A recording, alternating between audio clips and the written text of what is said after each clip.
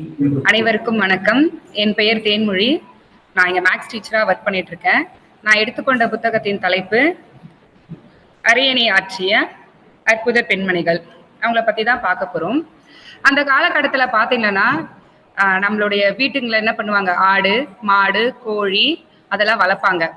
அதெல்லாம் வளர்க்கும் பொழுது ஒரு ஆடா இருக்கட்டும் சரி, இல்ல ஒரு மாடா இருக்கட்டும் சரி, ஒரு பெண் கன்றை வந்து பெற்றெடுத்து அந்த குடும்பமே சந்தோஷப்படுமா. ஏன்னா அப்பதான் அந்த ஆடோ மாடோ அதை இனவெருத்தி செஞ்சு அதிகமாகும். ஆனா ஒரு பெண் ஒரு பெண் ஒரு பெண் குழந்தையை பெற்றெடுத்தா அந்த காலகட்டத்துல ரொம்ப வேதனையா பேசுவாங்களாம். அந்த வேதனை, அதாவது ஒரு பெண் குழந்தையை பெற்றுமே அந்த காலத்துல பெண் குழந்தைன்னா என்ன பண்ணுவாங்க, வளர்க்க முடியாது, பெண் குழந்தைகளை சிசுக்குள்ள அந்த மாதிரி எல்லாம் பண்ற நேரத்துல அந்த சோதனையை சாதனையா மாத்தின சில பெண்மணிகளை பத்தி தான் பார்க்க போறோம். சோதனைக்கும் சாதனைக்கும் ஒரு சிறிய வித்தியாசத்தை நான் சொல்றேன். சோதனையில இருக்க முதல் எழுத்துல இருக்க அந்த இரட்டை துணைக்காக நம்ம எடுத்துட்டோம் அப்படின்னு பாத்தீங்கன்னா சாதனை என்ற ஒரு புதுமையான வார்த்தை உருவாகும். ஸோ அப்படிப்பட்ட பெண்மணிகளை பேச நான் இங்க வந்திருக்கேன். இந்த புத்தகத்துல எனக்கு பிடித்த ஒரு சில பெண்மணிகளை பத்தி தான் பார்க்க போறோம். அதுல முதலாவதா வந்து ஒரு பெண்மணியை பத்தி பார்க்கலாம். அவங்க 1886 ஜூலை 30 புதுக்கோட்டையில இருக்க திருக்கோகர்ணம் என்ற ஊர்ல பிறக்கிறாங்க. அந்த காலகட்டத்துல வந்து பாத்தீங்கன்னா அவங்களோட ஆரம்ப பள்ளியை வந்து திண்ணை பள்ளியில தான் ஆரம்பிக்கிறாங்க. அப்பொழுது பாத்தீங்கன்னா அந்த ஊர் மக்கள் வந்து அடுப்புதும் பெண்களுக்கு படிப்பதற்கு, அதாவது என்னதான் படிச்சாலும் ஒரு அடுப்பங்கரையில தான் போய் வேலை செய்ய போறீங்க, அது எதுக்கு படிப்பு அப்படி இருந்த காலகட்டத்துல இவங்க மேல் படிப்பு படிக்கணும்னு ஆசைப்படுறாங்க. அப்பொழுது அவங்க அப்பா கிட்ட கேட்கும் போது என்ன பண்றாங்கன்னா அவங்க அப்பா ஃபர்ஸ்ட் முடியாதுன்னு சொல்றாங்க. ஒரு கட்டத்துல வந்து அப்பாவும் ஒத்துக்கிறாங்க. சரிம்மா நீ மேல் படிப்பு படி அப்படின்னு சொல்லும் போது வெளியில இருக்க காலேஜ் எல்லாம் போறாங்க. வெளியில இருக்க காலேஜ்ல போகும்போது ஆண் ஆதிக்கம் அதிகமா இருந்தது. அங்க தங்கி படிக்கிற பெண்களுக்கு தங்கி படிக்கிற வசதியும் அங்க இல்லை. அதனால அவங்க நிறைய இடத்துல போய் தேடுறாங்க, அவங்களுக்கு காலேஜே அமையல. அப்படிப்பட்ட நேரத்துல அவங்க சமஸ்தானத்துல இருக்கிற ஒரு ராஜா தொண்டைமான், அவருடைய பேர்ல அவருக்கு ஒரு சொந்தமான ஒரு கல்லூரி இருக்கு. அதுல அவங்கள படிக்கிற ஒரு வாய்ப்பை அவர் ஏற்படுத்தி கொடுக்குறாரு. ஏன்னா இவங்களோட அறிவு புலமையை அவரை பார்த்து சரி அவங்க நம்மளோட காலேஜ்ல படிக்கட்டும் அப்படின்னு சொல்லி ஒரு வாய்ப்பை கொடுக்குறாங்க.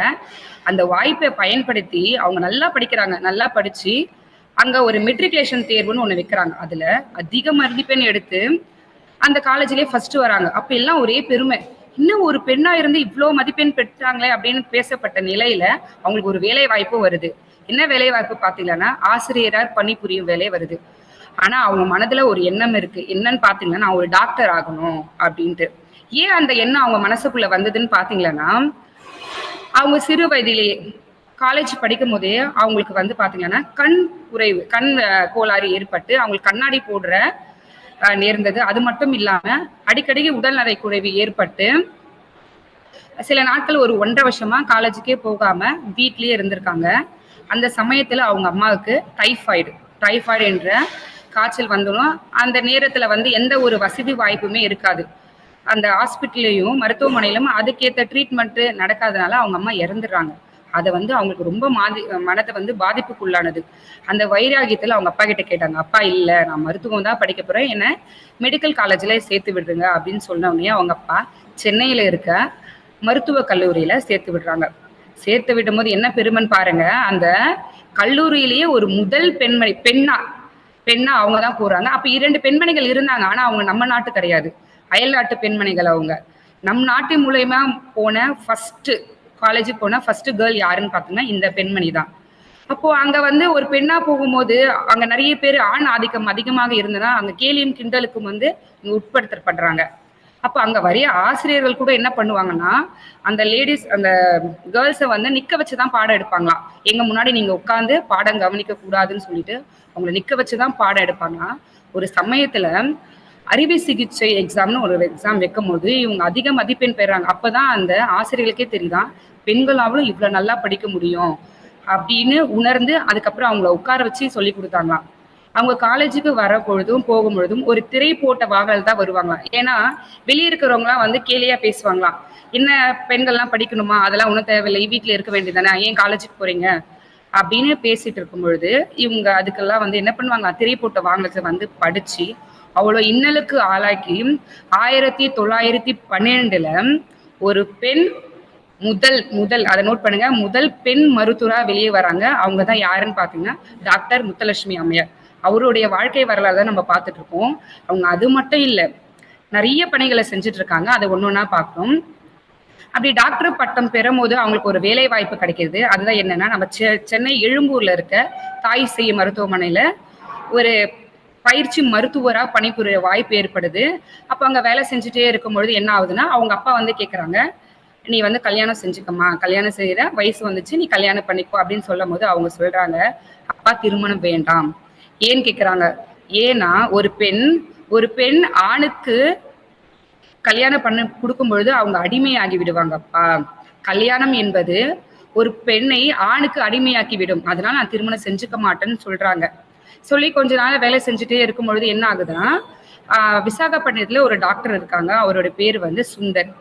அவர் என்ன பண்றாருன்னா, இந்த முத்துலட்சுமி அம்மையாரோட பெருமைகள்லாம் கேள்விப்பட்டு நான் கல்யாணம் பண்ணிக்கணும்னு ஆசைப்படுறாரு. ஆசைப்பட்டதும் இல்லாம என்ன பண்றாருன்னா, அவங்க அப்பா கிட்ட வந்து கேக்குறாங்க, நான் இந்த மாதிரி உங்க பொண்ணை திருமணம் செஞ்சுக்கலாமா அப்படின்னு கேட்கும்போது அவரு சம்மதம் சொல்றாங்க. ஆனா அந்த அம்மையார் என்ன பண்றாங்க, சம்மதமே தெரிவிக்கல. அவங்க அப்பா போய் பேசுறாங்க. பேசி அவங்க ஒரு முடிக்கு வருவாங்க. அப்பா நான் சொல்ற கண்டிஷன்னா ஓகேன்னு அவரு சொன்னார்னா திருமணம் செஞ்சுக்கிறேன் அப்படின்னு சொல்றாங்க. அப்ப முதல் கண்டிஷன் என்ன சொல்றாங்கன்னா, என்ன சரிசமமா நடத்தணும். பெண் இந்த மாதிரிதான், பெண் அந்த இடத்துக்கு போகக்கூடாது அப்படின்னு சொல்லாம என்னை சரிசமமா நடத்தணும், என்னை சுதந்திரமா நடக்க விடணும், நான் எதை செஞ்சாலும் அதுக்கு தடையா இருக்கக்கூடாது. இது மூணுத்துக்கும் அவங்க ஒத்துக்கிறாங்கன்னா நான் வந்து அவரை திருமணம் செஞ்சுக்கிறேன்னு சொல்றாங்க. அவரும் ஓகேன்றாங்க. இவங்களோட திருமணம் யாரு முன்னிலையில நடக்குதுன்னு பாத்தீங்கன்னா, அன்னி பெசன்ட் அம்மையார் இருக்காங்க இல்லையா, அவங்க தலைமையில தான் எளிமையா நடக்குது. எளிமையா நடந்து ஒரு 5 வருட காலத்துல அவங்க ஒரு 2 அழகான ஆண் குழந்தைகளும் பிறக்குது. பிறக்கும் பொழுது அவங்க பயிற்சி மருத்துவராக தானே இருந்தாங்க. இப்போ வந்து பேராசிரியராக பணிபுரிய அதே மருத்துவமனையில பேராசிரியராக ஒரு வாய்ப்பு கிடைக்குது. அப்ப அந்த வாய்ப்பை பயன்படுத்திட்டு நல்லா போயிட்டே இருக்கும்பொழுது அவங்களோட 2 தங்கச்சி இருக்காங்க. அதுல ஒரு தங்கச்சி இப்பதான் 24 வயசுலதான் கல்யாணம் பண்றாங்க. கல்யாணம் பண்ண கொஞ்ச நாள்ல என்ன ஆகுதுன்னு பாத்தீங்கன்னா, அவங்களுக்கு புற்றுநோய் வருது. ஓகேங்களா? அந்த காலகட்டத்துல அந்த வசதி, இந்த புற்றுநோயை சரி செய்யக்கூடிய அளவுக்கு மருத்துவ வசதி எங்கேயும் இல்லை. அதனால அவங்க நிறைய இடத்துக்கு கூட்டிட்டு போறாங்க. இவங்க டாக்டரா இருந்தாலும் அந்த வசதி இல்லாதனால வெளி இடத்துக்குலாம் கூட்டிட்டு போய் பாக்குறாங்க. பார்த்தோம் என்ன ஆகுது, அவங்க சிகிச்சை பலனின்றி இறந்து போயிடுறாங்க. அது வந்து அவங்களுக்கு மனதை ரொம்ப பாதிப்புக்கு உள்ளாகுது. சரிங்களா? என்ன நம்மளோட தங்கச்சி இந்த புற்றுநோயால நம்மளே உதவி செய்ய முடியலையே என்ற மன வருத்தம் அவங்களுக்கு மனதுக்குள்ள இருக்கும் பொழுது அவங்களுக்கு இன்னொரு அரிய வாய்ப்பு கிடைக்குது. அந்த அரிய வாய்ப்பு என்னன்னா, இந்தியாவில இருந்து ஒரு பெண்மணி வெளிநாட்டுக்கு போயிட்டு அந்த ஒரு படிப்பு இருக்கு. அது என்னன்னா, இவங்க வேலை செய்யறாங்க இல்லையா தாய் சேய் மருத்துவமனையில, அந்த மேற்படிப்புக்கு ஒரு வாய்ப்பு இருக்கு, யாராவது வரீங்களான்னு கேட்கும்போது எல்லாரும் இவங்கள செலக்ட் பண்றாங்க. நீங்க போயிட்டு அங்க போய் அந்த பயிற்சியை மேற்கொண்டு வாங்க, எங்களுக்கு யூஸ்ஃபுல்லா இருக்கும் அப்படின்னு இவங்களை அனுப்புறாங்க. இவங்க போயிட்டு வரும்போது என்ன நடக்குதுன்னா, போயிட்டு வந்துடுறாங்க பயிற்சி மேற்கொண்டுட்டு. அங்க இருக்க பெண்ணையும் நம்ம நாட்டு பெண்களையும் ஒப்பிட்டு பாக்குறாங்க. இங்கிலாந்து பெண்களை பார்த்தா சுதந்திரமா இருக்காங்க, படிப்பறிவு இருக்கு. ஆனா நம் நாட்டு பக்கம் சொல்ல நினைக்கிறத கூட சொல்ல முடியாத நிலைமையில இருக்கிறாங்களேன்னு சொல்லி அவங்க நிறைய வேதனைப்படுறாங்க. வேதனைப்படுறதுனாலே அவங்கள வந்து கொஞ்சம் அரசியல்ல ஈடுபட ஆரம்பிக்கிறாங்க. அரசியல்ல ஈடுபட்டாலும் மருத்துவத்துறை தான் மெயினா வச்சுக்கிறாங்க. வச்சுட்டு அரசியல அப்பப்பா போடுறாங்க. அந்த காலகட்டத்துல சென்னை கவர்மெண்ட் என்ன சொல்லுதுன்னா, உமன்ஸும் வந்து எலெக்ஷன்ல வந்து போட்டியிடலாம் அப்படின்னு ஒரு அனௌன்ஸ் பண்றாங்க. அப்போ வந்து இந்த சட்ட மேலவை இருக்கு இல்லையா, அப்போ வந்து அதுக்கு ஒரு உறுப்பினரை தேடுறாங்க. அப்போ இந்த மகளிர் குழு எல்லாம் என்ன பண்றாங்கன்னா, நம்ம அம்மையாரு முத்துலட்சுமி ரெட்டியார முன்னாடி வைக்கிறாங்க. நீங்க இவங்களை போடுங்க, இவங்க அந்த இடத்துக்கு கரெக்டா இருப்பாங்க, அதனால அம்மையாரை வந்து செலக்ட் பண்ணுங்கன்னு சொல்லிட்டு சொல்றாங்க. அப்ப சொல்லும் போது என்ன ஆகுது, அவங்களும் சரி நம்ம அதுக்கு தகுதியானவங்க அப்படின்னு சொல்லிட்டு இவங்கள செலக்ட் பண்றாங்க. நம் நாட்டிலேயே முதல் பெண் சட்ட மேலவை உறுப்பினராகவும் இருந்திருக்காங்க. முதல் பெண் மருத்துவர். இப்ப பாத்தீங்கன்னா பெண் சட்ட மேலவை உறுப்பினராகவும் இருக்க பெருமை யாருக்கு இருக்குன்னா இந்த அம்மையாருக்கு மட்டும்தான், முத்துலட்சுமி அம்மையாருக்கு மட்டும்தான் இருக்கு. இவங்க இந்த சமயத்துல வந்து நிறைய சட்டங்களை ஏற்றிருக்காங்க. அதுல ஒண்ணு நான் மெயினா சொல்றேன், தேவதாசி ஒழிப்பு முறை. இந்த தேவதாசி ஒழிப்பு முறை என்ன அப்படின்னா, அதை பத்தி ஒரு சுருக்கமான கொஞ்சம் விஷயத்த சொல்றேன். அந்த காலகட்டத்துல வந்து வயதுக்கு வந்த பெண்கள் அப்படின்னா 7-8 வயசு இருக்க பெண்களை என்ன பண்ணுவாங்க, நல்லா அலங்கரிச்சு ஒரு கோவில் முன்னாடி உட்கார வச்சிருவாங்க. ஏன்னு பாத்தீங்கன்னா, அந்த கோவிலுக்கு இவங்க சேவை செய்யணும், அதனால கோவிலுக்கே நேர்ந்து விடுவாங்க. அந்த மாதிரி கோவிலே சேவை செய்யணும், அந்த கோவில்ல பாட்டு பாடுறது அந்த மாதிரி வேலைக்காக அவங்கள விட்டுருவாங்களாம். சிறிது காலம் அப்படியே இருக்கும் பொழுது கொஞ்ச நாள் கழிச்சு என்ன ஆகுதுன்னா அவங்க கிட்ட ஆண்கள் வந்து தப்பா நடக்க வந்து முயற்சி பண்றாங்களாம். இதை கண்டு அவங்களுக்கு வந்து பயங்கர கோவம் வந்து இதை எப்படியாவது எதிர்க்கணும்னு சொல்லிட்டு நிறைய போராட்டங்கள் நடத்தி என்ன பண்றாங்க, இந்த தேவதாசி ஒழிப்பு முறைய ஒழிக்கிறாங்க. அது மட்டும் இல்லாம இந்த அந்த காலத்துல குழந்தை திருமணம் பண்ணுவாங்க இல்லையா, அந்த காலத்துல படிப்பறிவு இருக்காது, அதனால சின்ன வயசுலயே கல்யாணம் பண்ணிடணும் அப்படின்னு நினைப்பாங்க. ஆனா அதையும் மாத்தியவங்க இவங்கதான். ஏன்னா பெண்களுக்கு திருமண வயது உயர்த்தியவர்களும் இவங்க மட்டும்தான். அந்த எல்லா பெருமைக்கும் உரிய ஒரே பெண்மணி யாருன்னு பாத்தீங்கன்னா நம்ம முத்துலட்சுமி ரெட்டியார் அவங்கதான். இந்த ரெட்டின்ற பேர் எப்படி வந்ததுன்னா, காந்தி ஒரு முறை நம்ம தமிழகத்துக்கு வந்தாங்க. தமிழகத்துக்கு வந்த உடனே என்ன பண்றாங்க, முத்துலட்சுமி அம்மையார் வந்து அவங்க கிட்ட போயிட்டு அவங்களோட கோரிக்கைகளை காந்தி கிட்ட சொல்றாங்க. சொல்லி ஆசீர்வாதம் வாங்கிட்டு வர்றாங்க. உடனே காந்தி என்ன பண்றாங்கன்னா அவருடைய பத்திரிகையில அவங்கள பத்தி எழுதுறாங்க. முத்துலட்சுமி ரெட்டியார் வந்து என்னென்ன சமூக பணியெல்லாம் ஆற்றியிருக்காங்க, பெண்களுக்கு என்ன உதவி செய்யறாங்கன்னு சொல்லி எழுதுறாங்க. அப்படி எழுதுல இருந்து மக்கள் அனைவரும் அவங்க எப்படி கூப்பிடுவாங்கன்னா முத்துலட்சுமி ரெட்டின்னு கூப்பிடுவாங்க. அப்பதான் அந்த ரெட்டின்ற பட்டம் அவங்களுக்கு வந்தது. சோ இவ்வளவும் பண்ணவங்களுக்கு என்ன பண்ணாங்கன்னா, சென்னையில அவ்வை இல்லம் ஒண்ணு இருக்கு, இன்னமும் இருக்கு. அது யாருக்காக திறந்தாங்கன்னு பாத்தீங்கன்னா அவங்கதான் திறந்தாங்க. எதுக்காகன்னு பாத்தீங்கன்னா, இந்த வயதான முதியோர்கள், கணவனால் கைவிடப்பட்ட பெண்கள், ஆதரவற்று இருக்கும் பெண்கள், அதுக்கு மட்டும் இந்த அனாதையா இருக்கும் சிறுவர் சிறுமிகளுக்காகவும் அந்த இல்லத்தை ஏற்படுத்தி கொடுத்தாங்க. இன்னமும் அந்த இல்லம் போய்கிட்டு தான் இருக்கு. அது மட்டும் இல்லாம நம்ம சென்னையில ஒரு ஹாஸ்பிட்டல் இருக்கு இல்லையா, கேன்சர் ஹாஸ்பிட்டல், அதை தொடங்கி வைத்தவங்களும் கட்டியவங்களும் இவங்க தான். எப்படின்னு பாத்தீங்கன்னா அவங்க தங்கச்சி உரிய வசதி இல்லாம தானே இறந்து போயிட்டாங்க. இப்ப நம்ம நாட்டு மக்களும் அந்த மாதிரி ஆகிடக்கூடாதுன்னு ஒரு எண்ணத்துக்காக சென்னை அடையாறுல ஒரு ஹாஸ்பிட்டல் கட்டணும்னு அவங்களுக்கு ஒரு எண்ணம் எழும்புது. அப்போ அதுக்கு வந்து அடிக்கல் வந்து அப்போ பிரதமர் வந்து நேரு தான் நம்மளுக்கு இருக்காங்க. அவர் தான் வந்து அந்த ஹாஸ்பிட்டலுக்கு அடிக்கல் நடுறாரு. நட்ட பேர் பாத்தீங்கன்னா அவங்க கிட்ட காசு இல்லை, அவ்வளவு காசு இல்லை. அப்போ நம்மளோட தமிழ்நாடு அரசே நிதி உதவி கொடுக்குறாங்க. தமிழக அரசு வந்து 1 லட்சம் ரூபாய் கொடுக்குறாங்க. அது மட்டும் இல்லாம சுகாதாரத்துறை வந்து 2 லட்சம் ரூபாய். பொதுமக்கள் வந்து அவங்களுக்கு முடிஞ்ச உதவிகளை செய்யறாங்க. செஞ்சு அப்படி கட்டப்பட்ட மருத்துவமனை தான் நம்ம சென்னையில இருக்க கேன்சர் ஹாஸ்பிட்டல். அதாவது முதல்ல நன்கொடையால கட்டப்பட்ட ஹாஸ்பிட்டல்னு பாத்தீங்கன்னா சென்னை கேன்சர் ஹாஸ்பிட்டல் மட்டும்தான். அது இன்னமும் இருக்கு. இன்னமும் அதுல நிறைய பேர் ட்ரீட்மெண்ட் எடுத்து பயனடைஞ்சிட்டு வராங்க. அப்படிப்பட்ட பெருமையான பெண்கள் பத்தி பேசுனதுக்கு ரொம்ப பெருமையா இருக்கு. ஏன்னா அந்த காலகட்டத்துல பாத்தீங்கன்னா ஆண்களுக்கு பயந்து பெண்கள் வெளியவே வரக்கூடாதுன்னுவாங்க. சமையல், வீடு விட்டா சமையல், அவங்களுக்கு சேவை செய்யணும். அந்த காலகட்டத்துல இருந்த பெண் இவ்வளவு தடைகளையும் மீறி அவங்க கஷ்டப்பட்டு படிச்சு ஒரு பெண் டாக்டரா இருந்திருக்காங்க, முதல் டாக்டரா இருந்திருக்காங்க. அது மட்டும் இல்லாம சட்ட மேலவை பெண் உறுப்பினரா இருந்திருக்காங்க. அதுக்கப்புறம் தேவதாசி ஒழிப்பு முறை ஒழிச்சிருக்காங்க. அதுக்கப்புறம் பாத்தீங்கன்னா சென்னையில கேன்சர் ஹாஸ்பிட்டல், அவ்வை இல்லம் போன்ற நிறைய பணிகளை செஞ்சிட்டு இருக்காங்க. அப்படிப்பட்ட வீர மங்கைகள் பிறந்த நாட்டுலதான் நம்மளும் பிறந்திருக்கோம். அடுத்தபடியாக அடுத்த ஒரு பெண்மணியை பத்தி உங்ககிட்ட பேச போறேன். அவங்க யாருன்னா நம்ம வீரம் சொன்னவே நம்மளுக்கு யார் ஞாபகம் வரும்? ஜான்சி ராணி தான் ஞாபகம் வரும். ஆனா அவங்களுக்குலாம் முன்னாடியே ஒரு வீரமங்கை இருந்திருக்காங்க. அவங்கதான் யாருன்னு பாத்தீங்கன்னா வேலு நாச்சியார். அவங்கள பத்தி தான் பேச போறோம். அவங்க எந்த காலகட்டத்துல வாழ்ந்தாங்க பாத்தீங்கன்னா 1730 ராமநாதபுரத்துல இருக்க செல்லமுத்தோட பெண்ணாக பிறக்கிறாங்க. அப்பொழுது என்ன பண்றாங்கன்னா 1946 சிவகங்கையில முத்து வடகனார கல்யாணம் பண்றாங்க. அதுக்கு முன்னாடி இவங்க ஏன் இவங்களுக்கு வந்து வேலு நாச்சியார்னு பேர் வந்ததுன்னு பாத்தீங்கன்னா அவங்க அப்பாவுக்கு ஒரு ஆண் குழந்தை பிறக்கணும்னு ரொம்ப ஆசை, சரிங்களா? ஆனா இவங்க வந்து பெண்ணா பிறந்துட்டாங்க. அதனால ஆண் பேரை வச்சு அழகு பார்க்கணும்னு சொல்லி வேலு நாச்சியார்னு பேர் வச்சாரு. அது மட்டும் இல்லாம ஒரு பெண் குழந்தைய வந்து ராணியா அந்த நாட்டையே ஆளணும் இல்லையா, அதனால நிறைய பயிற்சி கொடுக்குறாங்க. வில்வித்தியா இருக்கட்டும், சிலம்பம், அந்த மாதிரி நிறைய கத்துக்கிறாங்க. கத்துக்கும் போது என்ன ஆகுதுன்னா 1746 வந்து அவங்களுக்கு திருமணம் செஞ்சு தராங்க. யாருக்குன்னு பாத்தீங்கன்னா சிவகங்கை மன்னர் முத்து வடுகனாருக்கு திருமணம் செஞ்சு தராங்க. அவரு யாரு பாத்தீங்கன்னா மிக சிறந்த மன்னர். அவர் யாருமே எதிரில நின்று யாருமே போட்டி போட முடியாதான். யாராவது அவர் எதிரில் நின்று போட்டி போட்டா தோல்விதான் அடைவாங்க. அப்படிப்பட்ட ஒரு மன்னரின் மனைவியா இருக்காங்க. அவங்களுக்கு ஒரு குழந்தையும் ஒரு பெண் குழந்தையும் பிறகுது. அப்ப என்ன பண்ணனா அவர் அப்ப வந்து ஆங்கில ஆதிக்கம் அதிகமா இருந்து இல்லையா, பிரிட்டிஷ்காரங்க ஆதிக்கம் செஞ்ச காலத்துல வந்து இவரை எதிர்த்து போரிடவே பயப்படுவாங்களாம். அப்போ இவரை வந்து நேரடியா நம்ம போய் வந்து கொல்ல முடியாது, அதனால ஒரு சதி திட்டம் தீட்டுறாங்களாம். அது என்னன்னு பாத்தீங்கன்னா அவர் ஒரு சிவன் பக்தர்.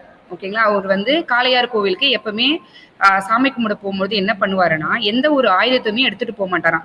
எல்லாத்தையுமே வீட்டுல வச்சு நிராயுத பாணியா தான் போயிட்டு வழிபட்டு வருவார். அத அறிஞ்சுகிட்ட இந்த பிரிட்டிஷ்காரங்க என்ன பண்றாங்களாம், அங்க போய் அவர கொன்னுடுறாங்க. எப்படி? எந்த ஒரு ஆயுதமே இல்லாம ஒரு நிராயுத பாணியா தான் அவர கொல்ல முடியும். ஏன்னா, அவர நேருக்கு நேர் என்ன பண்ண முடியாது? போரிட முடியாது இல்லையா? அதனால இப்படி பிளான் போட்டு அவங்க என்ன பண்ணிருக்காங்க? கொன்றுருக்காங்க. இந்த செய்தியை கேட்ட வேலு நாச்சியார் என்ன பண்றாங்க? இந்த இடத்துக்கு வந்து பாக்குறாங்க. பார்க்கும்பொழுது அவங்க வீட்டுக்காரரு இறந்துட்டு இருக்காங்க. அந்த இடத்துல ஒரு சபதம் எடுக்குறாங்க. என்ன எடுக்குறாங்கன்னா, நான் என் நாட்டை நான் கைப்பற்றுவேன். இது எங்க வீட்டுக்காரரு அந்த இடத்துல வந்து சபதம் எடுக்குறாங்க. சபதம் எடுத்துட்டு என்ன பண்றாங்க? அப்ப அவங்களுக்கு வந்து அந்த போதிய வசதிகள் இல்ல. போர் செய்ய போதிய வசதிகள் இல்லாத காரணத்துல என்ன பண்றாங்கன்னா, அவங்க கொஞ்ச நாள் தலைமறைவா இருக்கணும்னு சொல்லி திண்டுக்கல்ல இருக்க ஒரு பழஞ்ச கோட்டைக்குள்ள போயிடுறாங்க. யாரு அவங்களுக்கு கூட துணையா போறாங்கன்னு பாத்தீங்கன்னா, தாண்டவராயன் அமைச்சர், சின்ன மருது, பெரிய மருது. இவங்கள கூப்பிட்டுட்டு போறாங்க. எதுக்காக போற? பயந்து ஓடல. நாட்டை காப்பாற்றணும்னா படைகள் வேணும். அதை திரட்டுறதுக்காக தான் அவங்க போனாங்க. போகும்போது போயிடுறாங்க. போயிட்டு என்ன பண்றாங்க, அங்க கொஞ்ச நாள் இருக்காங்க. கொஞ்ச நாள் இருக்கும்போது என்ன பண்றாங்க, அவங்களுக்கு தேவையான படைகளை திரட்டுறாங்க. அப்பொழுது என்ன ஆகுதுன்னா, அவங்க ஒரு நாள் வெளியே போயிட்டு வரும்போது குதிரையில வரும்பொழுது என்ன ஆகுது, ஆங்கிலேயர்கள் அவங்கள பாத்துடுறாங்க. பார்த்துட்டு அவங்க பின்தொடர்ந்துட்டே வராங்க. பின்தொடர்ந்தே வரும்பொழுது இவங்க வேகமா வந்து அங்க ஒரு பெண் இருக்காங்க. அந்த பெண் பேரு வெள்ளச்சி, இல்ல உடையாள்னு சொல்லுவாங்க. 2 பேர் இருக்கு. அந்த வெள்ளச்சிய பாக்குறாங்க. பார்த்துட்டு அவங்க சொல்றாங்க, இந்த மாதிரி ஆங்கிலேயர்கள் என்னை துரத்திட்டு வராங்க. உங்ககிட்ட நான் இந்த குகையில போய் ஒளிஞ்சுக்கிறேன். நீ வந்து எதுவும் சொல்லாத அப்படின்னு சொல்லிடுறாங்க. சொன்னேன் சரிங்கம்மா அப்படின்னு சொல்லிட்டு அவங்க போய் அந்த குகையில ஒளிஞ்சிட்டு இருக்கிறாங்க. இப்ப ஆங்கிலேயர் வந்து கேக்குறாங்க இந்த மாதிரி வேலுநாச்சியார் எந்த பக்கம் போனாங்க நீ சொல்லு அப்படின்னு கேக்குறாங்க. அவங்க அதுக்கு வந்து உண்மையை மட்டும் தான் பேசுவாங்க. அந்த வெள்ளச்சின்றவங்க உண்மையை மட்டும் தான் பேசுவாங்க. அந்த ஆங்கிலேயர்கிட்ட என்ன சொல்றாங்கன்னா, வேலுநாச்சியார் வந்து எந்த பக்கம் போனாங்கன்னு எனக்கு தெரியும். ஆனா நான் அதை உங்ககிட்ட சொல்ல மாட்டேன். அப்படி நீ சொல்லலைன்னா உன்னை நான் வெட்டி போட்டுருவேன்னு சொல்றாங்க. முதல்ல கையை வெட்டுறாங்க. அப்பயும் அவங்க சொல்லல. அதுக்கப்புறம் காலை வெட்டுறாங்க. அப்பயே சொல்ல. அதுக்கப்புறம் அவங்க தலையே வெட்டி எடுத்துடுறாங்க. வெட்டி எடுத்துட்டு அவங்க போயிடுறாங்க. இந்த செய்தி வந்து நம்மளுடைய வேலு நாச்சியாருக்கு போகுது. இந்த மாதிரி வெள்ளச்சிய கொன்னுட்டாங்க. நீங்க போன விஷயத்த சொல்லல, கொன்னுடுவேன்னு சொல்லி கொன்னுட்டாங்க. அப்போ அவங்க உயிர் தியாகத்தை வந்து மேம்படுறது விதமா என்ன பண்றாங்கன்னா, அந்த இடத்துல ஒரு நடுக்கல். நடுக்கல்னா என்னன்னா, இப்ப பின்காலத்தை வர சந்ததிகள் வந்து இப்போ இவங்க அந்த நாட்டுக்காக உயிர் எழுந்திருக்காங்க இல்லையா, அதை தெரிவிக்கும் விதமா அவங்கள பற்றிய தகவல்லாம் அதுல எழுதி அந்த இடத்துல இருப்பாங்க. சரிங்களா? அது மட்டும் இல்லாம அவங்களுக்காக ஒரு கோவிலும் அந்த இடத்துல கட்டியிருக்காங்க. அந்த கோவில் இன்னும் வரையும் இருக்கு. அந்த கோயிலுக்கு பாத்தீங்கன்னா வெள்ளை கலர் பெயிண்ட் தான் அடிப்பாங்க. ஏன்னா அவங்க வந்து வெள்ளைச்சி இல்லையா, அவங்களுடைய ஞாபகார்த்தமா அவங்க வெள்ளை கலர்ல இருக்கனால வெள்ளை கலர் பெயிண்ட் தான் அடிப்பாங்க. அது மட்டும் இல்லாம இவங்க அதுக்கப்புறம் என்ன பண்றாங்க, இந்த போர்லாம் ரெடி பண்ணிட்டு இருக்காங்க. அப்போ வந்து அந்த அமைச்சர்கள் சொல்றாங்க, இந்த போர்லாம் நம்மளுக்கு பத்தாது, நம்மளுக்கு இன்னும் வேணும் அப்படின்னு கேட்கும்போது என்ன பண்றாங்கன்னா, அங்கேயே ரொம்ப வலிமை மிக்க ஒரு மன்னர் வந்து ஹைதர் அலின்னு ஒருத்தர் இருக்காங்களாம். அவர்கிட்ட போயிட்டு நம்ம கேட்கலாம் அப்படின்ட்டு, என்னை கூட்டிட்டு போங்க நான் பேசுறேன் அப்படின்றாங்களா. இல்லம்மா அவர் நம்மளுக்கு ஹெல்ப் பண்ண மாட்டாரு அப்படின்னு சொல்லி, இல்ல நான் பேசுறேன், நான் தைரியமா பேசுறேன், என்னை கூட்டிட்டு போங்கன்றாங்க. அப்போ கூட்டிட்டு போறாங்க. கூட்டிட்டு போயிட்டு என்ன பண்றாங்க, அவங்க உருது பேசுறவங்க இல்லையா ஹைதர் அலி, இவங்க கூட இருக்கவங்க நினைச்சுக்கிறாங்க அம்மாக்கு வந்து வேலு நாச்சியாருக்கு தமிழ் தான் தெரியும், அதனால ஒரு டிரான்ஸ்லேட்டரை கூட கூட்டிட்டு வந்தாங்களாம். இவங்க பேச பேச அவங்க டிரான்ஸ்லேட் பண்ணி சொல்லட்டும் அப்படின்ட்டு. அப்ப என்ன ஆகுதுன்னா, யாரும் வேணாம் இவங்களே பேச ஆரம்பிக்கிறாங்களாம். இவங்களே பேச ஆரம்பிக்கும் போது அந்த மன்னருக்கு ஒரே அதிசயம். ஒரு பெண்ணு அவங்க நாட்டு மொழி இல்லாம பிற நாட்டையும் மொழியும் கற்று இவ்வளவு நல்லா பேசுறாங்க. அப்போ அந்த வீரமான பெண்ணா நான் உதவி செய்யறேன் உங்களுக்கு. ஏன்னா அவரும் யாருன்னா இந்த வெள்ளையனை வெளியேற்றணும் அப்படின்னு நினைக்கக்கூட கொள்கை கொண்டவர் தான். அதனால நான் உங்களுக்கு என்ன விதமான ஹெல்ப்போ பண்றேன். அதனால என்ன பண்றாரு, அவங்களுக்கு தேவையான ஆட்களையும் படையையும் அவங்களுக்கு அனுப்புறாங்க. அனுப்பும் போது என்ன ஆகுதுன்னா, ஒரு பக்கம் வந்து குயிலின்னு ஒரு பொண்ணு இருக்காங்க சரிங்களா, அவங்க ஒரு சாதாரண பெண் தான். அங்க ஆடு மேய்ச்சிட்டு இருக்காங்க. அப்போ என்ன பண்றாங்கன்னா, ஒரு ஆள் வந்து அந்த பக்கமா வராங்க. அவர் கையில ஒரு ஓலைச்சுவடி இருக்கு. சோ அந்த வீரருக்கு வந்து படிப்பறிவு இல்ல. அதனால குயிலு கிட்ட குடுக்குறாங்க. குயிலுக்கு வந்து படிக்க தெரியும் நல்லாவே. குயிலு கிட்ட ஏ பெண்ணே இங்க வா இதை படி அப்படின்னு சொல்லி கொடுக்குறாங்க. கொடுக்கும்போது பெண் அந்த அவங்க என்ன சொல்றாங்கன்னா, எனக்கு படிக்க தெரியும் தெரியாது எதுவுமே சொல்லல. சொல்லாம அந்த எடுத்து பாக்குறாங்க அந்த ஓலைச்சுவடியை. பார்த்த உடனே அதுல இருக்கிறதுலாம் படிச்சுட்டாங்க. படிச்சுட்ட பேர் என்ன ஆகுதுன்னா, எனக்கு படிக்க தெரியாது அப்படின்னு சொல்லிடுறாங்க. உனக்கு படிக்க தெரியாதா அப்படின்னு சொன்னேனே அந்த ஆளை அவங்க போக விடாம என்ன பண்ணிருக்காங்க, நீங்க ரொம்ப தூரம் வந்திருக்கீங்க இல்லையா, நீங்க வாங்க, நான் உங்களுக்கு எங்க வீட்டுல தங்கி நீங்க கொஞ்ச நாள் ஓய்வு எடுத்துட்டு போங்க அப்படின்னு சொல்றாங்க. சொன்ன என்ன ஆனாவதுன்னா அவரும் நம்பி போறாரு. ஆனா அவங்க எதுக்காக அங்க கூட்டிட்டு போறாங்கன்னா, இந்த விஷயத்த முன்னாடி வேலுநாச்சியார்கிட்ட சொல்லல. சொல்லாம இவங்க என்ன பண்றாங்க, முதல்ல அவங்க வீட்டுக்கு கூட்டிட்டு போய் அங்க போய் கொன்னுடுறாங்க. ஏன்னா இவர் உயிரோட இருந்தா தானே அந்த செய்தி அதுல வந்து செய்தியை போய் இன்னொருத்தர்கிட்ட சொல்ல முடியும். அதெல்லாம் என்ன பண்ணிடுறாங்க, இவரை கொன்னுடுறாங்க. கொன்னுட்ட பேருக்கு என்ன பண்றாங்கன்னா இந்த செய்தியை வேலுநாச்சியார் கிட்ட போய் சொல்றாங்க. அம்மா இந்த மாதிரி உங்களை கொல்ல வந்து சதி திட்டம் தீட்டுறாங்க, நான் வந்து அதை கேள்விப்பட்டு அவரை வந்து கொன்னுட்டேன் அப்படின்னு சொல்றாங்க. ஒரு பெண்மணி இப்படிப்பட்ட தைரியசாலி தான் என்னுடைய பெண் கூட்டத்துக்கு தளபதியா இருக்கணும், பெண் வீரர்களுக்கு அப்படின்னு சொல்லி அப்பதான் குயிலியை வந்து என்ன பண்றாங்க, பெண் படைக்கு தளபதியா நியமிக்கிறாங்க. சரி எல்லாமே ரெடி பண்ணிட்டாங்க. ரெடி பண்ணிட்டு பேர் என்ன பண்றாங்க, போருக்கு போலாம். ஏன் இத்தனை நாள் காத்துட்டு இருந்தாங்கன்னா அன்னைக்கு வந்து விஜயதசமி அன்னைக்கு என்ன பண்ணுவாங்கன்னா, அப்பதான் அந்த சிவகங்கை கோட்டை வந்து ஓப்பன்ல இருக்கும். அதுக்கு முன்னாடி என்ன பண்ணுவாங்கன்னா, அந்த காளையர் கோட்டை இடத்துல தானே அவங்க வீட்டுக்கார கொன்னாங்க.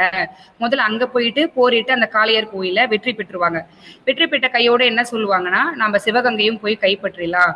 அப்போ வந்து யோசிப்பாங்க, வேணாம் ஒரே டைம்ல போனா நம்மளால பண்ண முடியாது, நம்ம வெயிட் பண்ணலாம். எதுக்குன்னா இந்த விஜயதசமி சொன்ன இல்லையா, அப்போதான் வந்து அந்த கோட்டையோட கதவு திறக்கப்படும். அப்போ வந்து விசேஷமா கொண்டாடப்படுவாங்க அந்த விஜயதசமி. அப்போ பெண்களுக்கு உள்ள அனுமதி இருக்கு, அப்போ வந்து நம்ம வந்து பெண்களை வந்து உள்ள அனுப்பிச்சு விட்டலாம் அப்படின்னு பிளான் போடுறாங்க.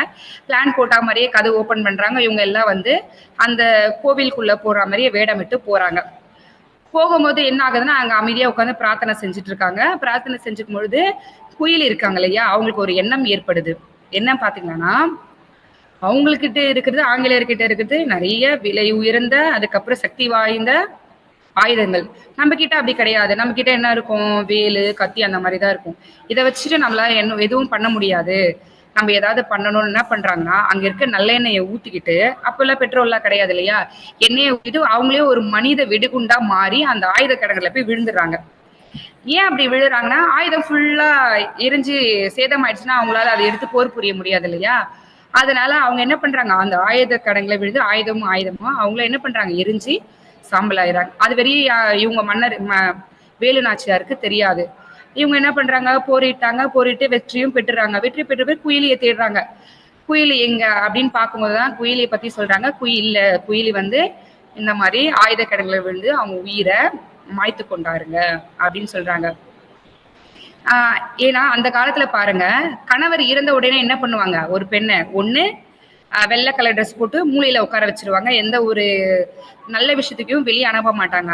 அதை விட இன்னொன்னு பண்ணுவாங்க. என்ன பண்ணுவாங்க, ஆண் இறந்துட்டு அவங்க எரியும் போது என்ன பண்ணுவாங்க, அவங்கள தள்ளி விட்டுருவாங்க. அவங்களுக்கு விருப்பம் இருக்கோ இல்லையோ அதுல என்ன பண்ணுவாங்க, அவங்கள தள்ளி விட்டுருவாங்க. அப்படிப்பட்ட காலகட்டத்துல தன் கணவர் இழந்து தன் நாட்டையே கைவிட்டு அப்போ சபதம் எடுத்து தன் நாட்டையே கைப்பற்றிய ஒரு வீர மங்கை.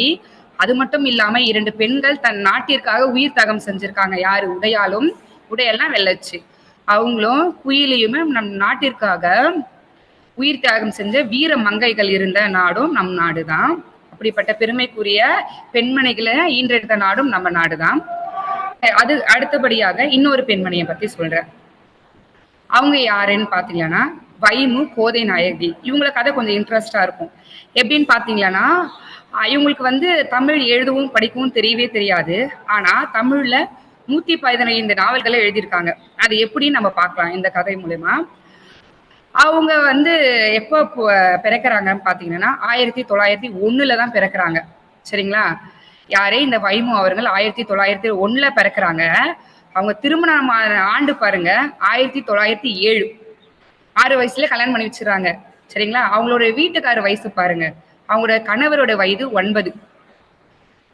கல்யாணம் பண்ணி பெண் வீட்டுல இருந்து அவங்க வீட்டுக்கு அனுப்பிச்சு வச்சிடறாங்க. அங்க போனோன்னு என்ன பண்றாங்க, அவங்க ஒரு குழந்தையா தானே இருக்காங்க, குழந்தையா தான் விளையாடிட்டு இருப்பாங்க. விளையாடிட்டு இருக்கும்போது என்ன ஆகுதுன்னு பாத்தீங்கன்னா, அவங்க வீட்டுல ஒரு பெரிய அக்கா இருப்பாங்க. அவங்களோட கணவர் வீட்டுல அவங்களுக்கு ஒரு ஆசிரியர் வந்து பாட்டு சொல்லி தருவாங்க. சரிங்களா. அந்த பாட்டை இவங்க ஓரத்துல இருந்து கேட்டு இவங்களும் நல்லா பாட கத்துக்கிட்டாங்க. பாட கத்துட்டோடனே என்ன ஆகுதுன்னா, அவங்களோட 8வது வயசுல ஒரு வாய்ப்பு அவங்க தேடி வருது, ஒரு கச்சேரியில பாடுற வாய்ப்பு. அதை யூஸ் பண்ணிக்கிட்டு அவங்க போய் அந்த கச்சேரியில பாடுறாங்க. பாடணுன்னே என்ன ஆகுதுன்னா, ரொம்ப நல்லா பாடுறீங்கன்னு அப்படின்னு சொல்லிட்டே இருக்கும்பொழுது அவங்க கிட்ட ஒருத்தர் வந்து அறிமுகமாகறாங்க. அவங்க யாருன்னா அன்னி பெசன்ட் அம்மையார். சரிங்களா? அவங்க என்ன பண்றாங்கன்னா, அவங்க அறிமுகமாகறாங்க. அறிமுகம் ஆவுனது அவங்க என்ன சொல்றாங்கன்னா, இந்த மாரி திலகர் வந்து ஜெயிலுக்கு போயிட்டு வெளிய வராரு பாலகங்காதர. அவர வரவேற்ற விதமா நீ ஒரு பாட்டு பாடு அப்படின்னு சொல்றாங்க. சரி அவங்க போய் அங்கேயும் பாட்டு பாடுறாங்க. பாட்டு பாடுறாங்க. அதுதான் அவங்களுடைய வாழ்க்கையில ஒரு திருப்பு முனையா இருந்தது. பாட்டும் பாடுறாங்க. அது மட்டும் இல்லாம அவங்க என்ன பண்ணுவாங்கன்னா, சின்ன வயசுல அக்கத்து பக்கத்துல இருக்க வீட்ல இருக்க பசங்கலாம் கூட்டிட்டு வந்து என்ன பண்ணுவாங்கன்னா, டிராமா நடிக்க வைப்பாங்களாம். அவங்களே சொந்தமா கற்பனையா ஒரு கதைய யோசிச்சு, இந்தந்த கதாபாத்திரம் பேர் சொல்லி நடிக்க சொல்வாங்களாம். இதெல்லாம் வந்து பார்த்துட்டு இருந்த ஒரு பெண்மணி பேர் வந்து பட்டம்மாள். சரிங்களா? அவங்க பக்கத்து வீட்டு பெண்ணு. அம்மா நீங்க தான் வந்து நல்ல கதை நடிக்க வைக்கிறீங்க. ஏன் நீங்க எழுதக்கூடாது? அப்படின்னு கேட்கறாங்க. அதுக்கு அவங்க என்ன சொல்றாங்க பாரு, எனக்கு தான் படிப்பு எதுவுமே தெரியாது. நான் எப்படி எழுதுறது? அப்படின்னு கேட்கும்போது அதுக்கு என்ன சொல்றாங்கன்னா, இல்ல எனக்கு நல்லா படிக்க தெரியும். நான் எஸ்எஸ்எல்சி வரையும் படிச்சிருக்கேன். நீங்க சொல்லுங்க நான் எழுதுறேன் அப்படின்னு சொல்றாங்க. அப்படி எழுதப்பட்ட முதல் நாடகம் ஃபர்ஸ்ட். இந்திர ராணின்னு ஒரு கதையை எழுதுவாங்க. சரிங்களா? அது வந்து என்ன பண்ணுவாங்கன்னா, இதை எழுதுவாங்க. எழுதி அப்படியே வச்சுப்பாங்க.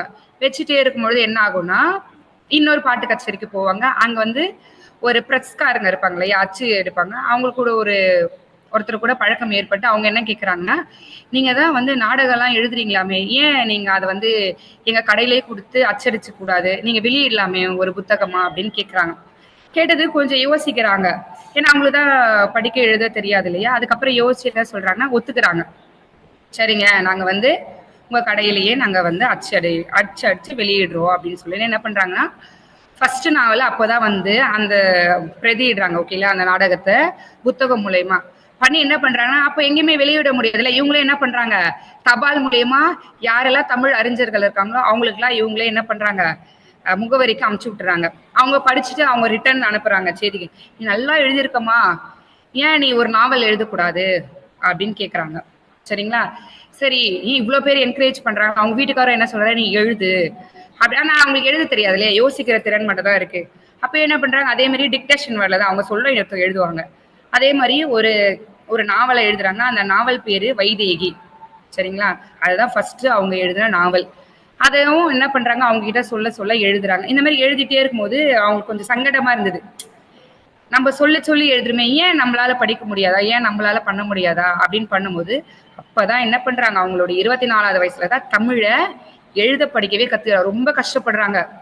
ஏன்னா அவங்க வந்து தெலுங்கு. சரிங்களா? அவங்க தெலுங்குலயும் பேசதான் தெரியும், படிக்க தெரியாது. அப்படிப்பட்ட ஒரு பெண்ணு தமிழ எழுத படிக்கணும்னு கத்துக்கிட்டு, கொஞ்சம் கொஞ்சமா கஷ்டப்பட்டு அதுக்கப்புறம் அவங்களே எழுதுறாங்க. எழுதி ஒரு நாவல எழுதுறாங்க. எழுதி நம்ம அப்படியே வெளியிட முடியாது இல்லையா? அப்ப என்ன பண்றாங்க, துரைசாமின்னு ஒருத்தர் இருக்காரு. அவரு ஒரு நாவல் ஆசிரியர். அவர்கிட்ட குடுத்து சரி செய்றாங்க. ஐயா இத கொஞ்சம் சரி செஞ்சு குடுங்க. இத நான் வெளியிடலான்னு இருக்கேன் அப்படின்னு இருக்காங்க. அவரு வாங்கி படிக்கிறாரு. நல்லா எழுதியிருக்கமா, இத வந்து நான் படிக்கிற விதத்துல நான் மாத்தி உனக்கு குடுக்குறேன் அப்படின்னு சொல்றாரு. சொல்லும்போது என்ன ஆகுதுன்னு பாத்தீங்கன்னா, அப்போ ஒரு சொல்றாரு. என்கிட்ட ஒரு பத்திரிக்கை இருக்கு. ஜெகன்மோகினி பத்திரிக்கை அது. அது வந்து 2 வருஷமா மூடிதான் வச்சிருக்கோம். அந்த பத்திரிக்கையை நீ எடுத்து நடத்துறியாமா? அப்படின்னு கேட்கிறாரு. சரிங்க ஐயா நான் நடத்துறேன். அப்படின்ட்டு அந்த பத்திரிக்கையில தான் இந்த நாவல வெளியிடுறாங்க. சரிங்களா? இந்த வைதேகின்ற நாவல வெளியிடுறாங்க. ஒரு 6 நாவல் நல்லா போச்சு. சரிங்களா? நல்லா போச்சு. நெறைய வாசகர்கள் வாங்கி படிக்கிறாங்க. அதுக்கப்புறம் அந்த துரைசாமிக்கு கொஞ்சம் கோவம் வந்துச்சு. ஏன்னா, துரைசாமியும் ஒரு நாவலர் தானே. அவரும் ஒரு நாவல் எழுதினாங்க. மனோரஞ்சிதம்னு ஒரு நாவல். அத எழுதுறாரு. எழுதும்போது என்ன ஆகுதுன்னு பார்த்தீங்கன்னா, இத விட அந்த அம்மா எழுதுனாங்க இல்லையா? அதுதான் நெறைய பேர் வாசிக்கிறாங்க. அது நல்லா இருக்குன்னு வாசிக்கிறாங்க. உடனே அது ஒரு யாரா இருந்தாலும் மனசுல ஒரு இது இருக்கு இல்லையா? உடனே அத வெளிப்படையா அவர் எப்படி சொல்றாரு பாருங்க. 7வதா ஒரு பிரதி எடுத்துட்டு போறாங்க திருத்தத்துக்கு. என்னம்மா எழுதியிருக்க? முன்னாடியே நல்லா எழுதினியே. இது நல்லாவே இல்ல. இது சரியில்ல. இத தூக்கிட்டு போய் சுடு தண்ணி வைப்பு இல்லையா? அடுப்பு அதுல போய் போட்டுரு. நீ இனிமே எழுதாத அப்படின்னு சொல்லிறாரு. சொன்ன உடனே உங்களுக்கு மனசுல தோணுச்சு. ஓஹோ! இவரு இவரோட நாவல் சரியா போகாம என்னோட நாவல் வந்து போகுதுன்ட்டு இவரு நம்மளுக்கு திருத்தி தர மாட்டேன்றாரு அப்படின்னு சொல்லி அப்ப என்ன பண்றாங்க? அவங்களே திருத்த ஆரம்பிக்கிறாங்க. நானே திருத்தி நானே வெளியிடுறேன் அப்படின்னு வெளியிடுறாங்க. அந்த 6 வேற மாரி இருக்கும். ஏன்னா அவர் திருத்தந்து இல்லையா? அதுக்கப்புறம் 7வதுல இருந்து எழுதுறாங்க பாத்தீங்களா? அது வந்து இவங்களோட பாணியில வேற முறையில எழுதுவாங்க. எழுதி வெளியிட்டாலும் வாசகர்கள் அதையுமே ஆர்வமா வாங்கி படிச்சுட்டு இருந்தாங்க. சரிங்களா? ஒரு எழுத்தறிவே, படிப்பறிவே இல்லாத ஒரு பெண்ணு அந்த காலகட்டத்துல, அதுவும் அவங்க தெலுங்கு, தமிழ் கூட இல்ல. தமிழ ஆர்வமா படிச்சு இந்த மாரி நாவல எழுதுனாங்க. அது மட்டும் இல்லாம, அவங்க நிறைய அரசியல் ஈடுபாடு செஞ்சாங்க. சரிங்களா? அப்போ ஒரு நாள் என்ன பண்ணாங்கன்னா, இவங்கள வந்து அரெஸ்ட் பண்ணி ஜெயில்ல கூட போட்டிருக்காங்க. அந்த ஜெயிலுமே ஒரு நாவல் எழுதியிருக்காங்க. உத்தமசீலன் அப்படின்ற ஒரு நாவலையும் எழுதியிருக்காங்க. இந்த மாதிரி பல போராட்டங்கள்ல இவங்க கலந்துட்டு இருக்காங்க. அப்படிப்பட்ட பெண்மணி, படிப்பறிவே இல்லாத ஒரு பெண்மணியா இருந்தாலும் 115 நாவல்களை இயற்றிய பெண்மணி வந்து இவங்க வைமு கோதை நாயகி. அதுக்கப்புறம் இன்னொரு பெண்மணியை பத்தி சொல்லிட்டு நான் முடிச்சுக்கிறேன். இன்னொரு இவங்கெல்லாம் வந்து நம்ம வாழ்ந்த காலத்துக்கு முன்னாடி வாழ்ந்தவங்க, பிறர் சொல்லிதான் நம்மளுக்கு தெரியும். கரெக்டுங்களா? இப்ப சொல்ல போறவங்க நம்ம காலகட்டத்துல வாழ்ந்து மறைந்த ஒரு பெண்மணியை பத்தி தான் நம்ம பேச போறோம். ஸோ அவங்க யாருன்னு பாத்தீங்கன்னா, அவங்களோட அப்பா அம்மா பேர்லாம் சொல்லிட்டு லாஸ்ட்ல அவங்க யாருன்னு சொல்றேன். அவங்க வந்து மைசூர்ல 1948 பிப்ரவரி மாதம் 24ஆம் தேதி பிறக்கிறாங்க. யாருக்கு பார்த்தீங்கன்னா ஜெயராமன் வேதவல்லி அப்படின்ற தாய் தந்தையருக்கு மகளாக பிறக்கிறாங்க. பிறந்து அவங்க வந்து என்ன பண்றது, நல்லா படிக்கக்கூடிய திறமை இருக்காங்க. சரிங்களா? ஒரு பெண்ணாக பிறக்காங்க, நிறைய படிக்கக்கூடிய திறமை இருக்கு. ஆங்கில புலமை அதிகமா இருக்கும் அவங்களுக்கு. ஆங்கில புதுமை அதிகமா இருக்கும். 10th அவங்க தான் ஸ்டேட் ஃபர்ஸ்டா வர்றாங்க. அப்படிப்பட்ட ஒரு பெண்மணி யாருன்னு பாத்தீங்கன்னா, நம்ம அனைவருக்கும் தெரிந்த புரட்சி தலைவின்னு சொல்லுவாங்க இல்லையா, ஜெயலலிதா அம்மையாரை பத்தி தான் நான் பேச போறேன். ஒரு தனி பெண்மணியா இருந்து எவ்வளவு சாதிச்சிருக்காங்க அப்படி பத்தி நம்ம பார்க்கலாம். அவங்க வந்து இப்போ அவங்க வந்து முன்னாடி வந்து ஒரு நடிப்பு துறையில தான் இருந்தாங்க. இப்ப நடிப்பு துறையில என்ன பண்ணுவாங்க, நடிச்சுட்டே இருக்கும்போது ஒரு சிறிய இடைவெளி ஏற்படும் இல்லையா, அப்ப என்ன பண்ணுவாங்க, எல்லாரும் உட்காந்து பேசிட்டு இருப்பாங்க. அப்பயும் அவங்க என்ன பண்ணுவாங்கன்னா, தனியா உட்காந்து புக்ஸ் தான் படிச்சுட்டு இருப்பாங்களாம். அவங்களுக்கு புக்குன்னா அவ்வளோ பிடிக்குமா. ஸோ எப்பவுமே புக்கும் கையமா தான் இருப்பாங்க. ஒரு துளி நிமிஷத்தை கூட அவங்க வேஸ்ட் பண்ணாம படிச்சுட்டே இருப்பாங்களாம். ஸோ அப்படி இருக்கும் பொழுது இவங்க ஒரு முறை இல்லை, இருமுறை இல்லை, 6 முறை தமிழகத்தோட முதல்வரா இருந்திருக்காங்க. சரிங்களா? அது மட்டும் இல்லாம தென்னிந்திய திரைப்பட நடிகை, அஇஅதிமுகவின் பொதுச் செயலராக இருந்திருக்காங்க. அதனால இவங்களை எல்லாரும் அன்புடன் புரட்சி தலைவி இல்ல அம்மான்னு கூப்பிடுவாங்க. இவங்க நம்ம நாட்டுக்காக நிறைய ஏராளமான திட்டங்களை கொண்டு வந்திருக்காங்க. அதுல ஒரு சில திட்டங்களை மட்டும் நான் சொல்றேன். ஃபர்ஸ்ட் பாத்தீங்கன்னா, மகளிர் சுய உதவி கூட்டம் இப்பெல்லாம் இருக்கு இல்லையா, நம்ம மகளிர் சொல்றேன், அது விலையில்லா அரிசி ரேஷன் கடையில அப்பெல்லாம் வந்து காசு கொடுத்து வாங்குற மாதிரி இருந்தது. இவங்க வந்ததுல இருந்து காசு இல்லாம வாங்குறது. அதுக்கப்புறம் தொட்டில் குழந்தைகள், அம்மா உணவகம், இப்ப எங்க பார்த்தாலும் அம்மா உணவகம் இருக்கு. அதுக்கப்புறம் நம்ம ஸ்கூல் பசங்களுக்கு தேவையான இலவச மடிக்கணினி கொடுத்துருக்காங்க.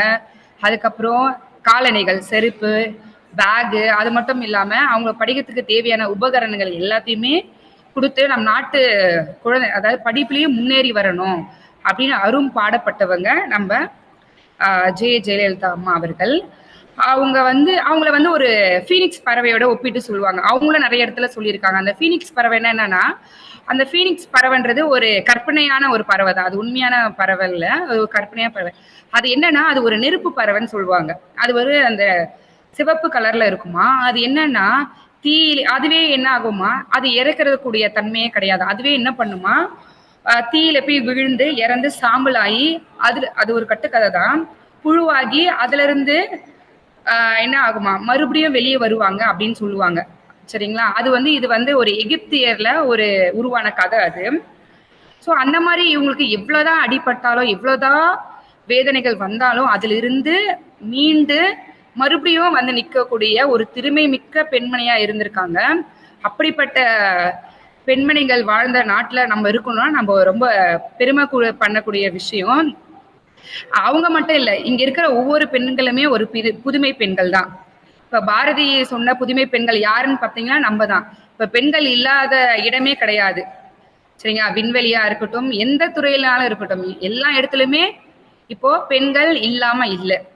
பாத்தீங்களா? ஏன்னா அந்த காலகட்டத்துல ஒரு என்ன சொல்றது, பெண்களே வெளியே வராத காலத்துல இருந்து நம்ம போராடி வெளியே வந்து இப்ப எங்க பார்த்தாலும் பெண்களா இருக்கணும் அப்படின்ற காரணத்துக்கு யாருன்னு பாத்தீங்கன்னா இப்படிப்பட்ட அற்புதமான பெண்மணிகள் பத்தி பண்ணவங்க தான். ஸோ இந்த வாய்ப்பை கொடுத்த அனைவருக்கும் எனக்கு நன்றி.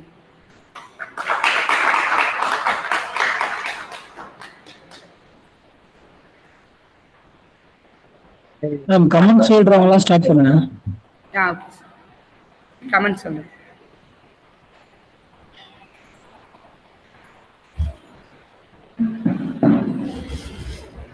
அனைவருக்கும் வணக்கம். தேன்மொழி ரொம்ப நல்லா பேசுனாங்க. வீர பெண்மணிகள் பற்றி பேசும்போது உண்மையாகவே மெய் சிலிர்த்தது.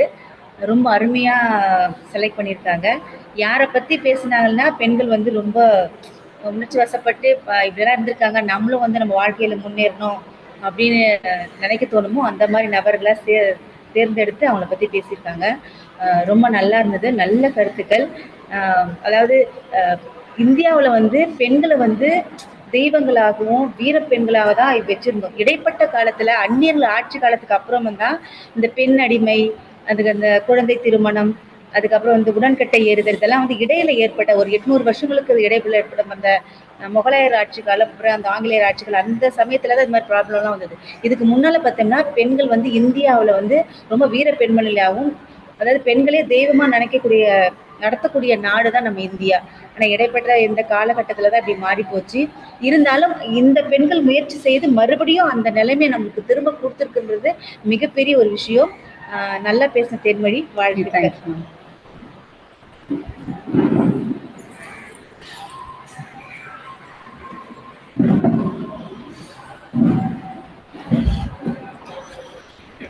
அனைவருக்கும் வணக்கம். ஆக்சுவலி சொன்ன மாதிரி இடைப்பட்ட காலத்தில் இவங்க சொன்னாங்க இல்லைங்களா, முத்துலட்சுமி ரெட்டி, ஜெயலலிதா மேம், அதுக்கப்புறம் வந்து கோதை நாயகி அம்மாள், இவங்கெல்லாம் வந்து பார்த்திங்கன்னா இப்போ கடந்த நூற்றாண்டில் வந்து நமக்கு ஒரு புத்துணர்ச்சியும் ஒரு வேகத்தையும் கொடுத்த பெண்மணிகள். ஆனால் சங்க காலத்தில் வந்து பெண்கள் வந்து நிறைய ஔவையார், ஒக்கூர் மாசாத்தியார், இவங்க நப்பச்சரியார் சொல்லிட்டு நிறைய புலவர்கள், பெண்பால் புலவர்கள் நிறைய பேர் இருந்திருக்காங்க, நிறைய படித்து நிறைய புகழ் பெற்றிருந்தாங்க. ஆனால் இடைப்பட்ட காலத்தில் அவங்க சொன்ன மாதிரி இந்த ஆங்கிலேயர் ஆட்சிக்கு அப்புறம் வந்து பெண்கள் ரொம்ப முடக்கப்பட்டாங்க. ஆனால் அந்த மூலையில் முடக்கப்பட்டவங்களையும் வெளியே கொண்டு வந்து இந்த அளவுக்கு இன்றைக்கி இவங்க சொன்ன மாதிரி இன்றைக்கி நாங்கள்லாம் வந்து வெளியே இவ்வளோ தூரம் படிக்கிறோம். இப்போ எக்ஸாமில் பார்த்தீங்கன்னா, இப்போ ஒரு எக்ஸாம் ரிசல்ட்டுன்னு எடுத்துட்டிங்கனாலே அதில் மோஸ்ட்லி பார்த்தீங்கன்னா பெண் குழந்தைகளுடைய ரிசல்ட்டு தான் அதிகமாக இருக்குது. அந்தளவுக்கு ஒரு சூழ்நிலையே காலத்தை மாற்றுறது யாருன்னு பார்த்தீங்கன்னா இவங்க சொன்ன மாதிரி இந்த அரியணை ஆற்றிய இந்த பெண்மணிகள் தான். ரொம்ப நல்லா சொன்னீங்க. ஓரளவுக்கு எங்களுக்கு தெரிஞ்ச டீட்டெயில்ஸ், இன்னும் நிறைய டீட்டெயில்ஸ் உங்கள் மூலிமா நாங்கள் நல்லா தெரிஞ்சிட்டோம். Thank you sir. தேங்க்யூ. ரொம்ப அற்புதமான முறையில் பேசினார்கள். இந்த அரியணை ஆற்றிய அற்புத பெண்மணிகள் பற்றிய இந்த புத்தகத்தில் இன்னும் நிறைய பெண்மணிகள் பற்றி இருக்கிறது. அவசியமாக அனைவரும் வாசிக்க வேண்டிய ஒரு புத்தகம். நீங்கள் வெறும் இந்த புத்தக மதிப்புரையில் அவங்க என்ன சொல்கிறாங்களோ அந்த விஷயத்த மட்டும் வந்து கேட்டு வந்து போகாமல் இந்த மாதிரியான நிறைய புத்தகங்கள் எடுத்து வாசிக்கும் போது அதில் உள்ள பல கருத்துக்களை நம்மால் அறிந்து கொள்ள முடியும். நிச்சயம் இந்த புத்தகத்தை முழுமையாக வாசிக்கலாம் என்ற எண்ணத்தை அவர்கள் ஏற்படுத்தியிருக்கிறார்கள். இவ்வளவு சிறப்பான ஒரு புத்தகத்தை எங்களுக்கு அறிமுகப்படுத்தி அதில் இருக்கின்ற சாராம்சங்களை மிக அழகாக தெளிவாக பேசிய அவர்களை நான் மீண்டும் ஒரு முறை வாழ்த்துகிறேன். நன்றி, வணக்கம். Thank you sir. அனைவருக்கும் வணக்கம். தேன்மொழி மேடம் அரியணை ஆற்றிய அற்புத பெண்மணிகள் பற்றி ரொம்ப சிறப்பாக பேசுனீங்க. எங்களுக்குமே ரொம்ப மோட்டிவேஷனலாக இருந்துச்சு. அடிக்கடி வந்து அப்பேற்பட்ட வீர பெண்மணிகள் பிறந்த நாட்டில் நம்ம பிறந்திருக்கோம் போது உண்மையுமே ரொம்ப நல்லா இருந்தது. ஸ்லோவாக பேசுனீங்க, ரொம்ப சூப்பராக பேசுனீங்க. எங்கேயுமே ஒரு தடையே இல்லை. அந்த ஃப்ளோ அப்போ எவ்வளோ ப்ரிப்பேர் பண்ணியிருந்தா அவ்வளோ ஃப்ளோவாக வந்திருக்கும். அது டேலண்டடாக பேசுனீங்க. எங்களுக்குமே நம்மளும் இப்படி இருக்கணும், மோட்டிவேஷனாக இருக்கணும் அப்படின்னு நீங்கள் ஒரு முறை சொல்லும் போதும் ரொம்ப நல்லா இருந்தது. இப்போ முத்துலட்சுமி அம்மையாரை பற்றி நீங்கள் பேசும்போது அவங்க தான் முதல் பெண் டாக்டர், பெண் சட்ட உறுப்பினர், அது மாதிரிலாம் சொல்லும்போதும் இவ்வளோ பண்ணியிருக்காங்க அப்படின்னு ரொம்ப நல்லா இருந்தது. நல்லா பேசுனீங்க, வாழ்த்துக்கள் மேம். தேங்க்யூ. சரிங்க, அவ்வளோதான் சார். ஓகே, ஆன்லைன்ல யாராவது சொல்லுங்க விருப்பப்பட்டீங்கன்னா சொல்லுங்க. ஜனகவல்லி தேன்மொழி மிஸ் ரொம்ப நல்லா சொல்லியிருந்தீங்க. நம்ம கட்டத்தில் இருந்த ஒருத்தவங்களை பற்றியும் முன்னாடி 100 வருஷம் முன்னாடி இருந்தவங்களை பற்றியும் ரொம்ப நல்ல இது சொல்லியிருந்தீங்க. முத்துலட்சுமி டாக்டர் எல்லாரை பற்றியுமே ரொம்ப கிளியராக இந்த ஃப்ளோ எதுவும் விட்டு போகாமல் ஆரம்பத்துலேருந்து முடிவு வரைக்கும் கரெக்டாக சொல்லியிருந்தீங்க. Thank you ma'am. ரமணசமுத்திரம் சென்டர்ல இருந்து பேசுறேன், சுதா. வணக்கம் மேம். மேம், நீங்க பேசுனது ரொம்ப தெளிவாகவும் அதே மாதிரி வீர பெண்மணிகள் பத்தி நிறையவே பேசுறீங்க. அது எனக்கு ரொம்ப பிடிச்சிருந்தது ma'am. Thank you ma'am. Thank you ma'am. Good evening Thenmozhi miss. Good evening miss.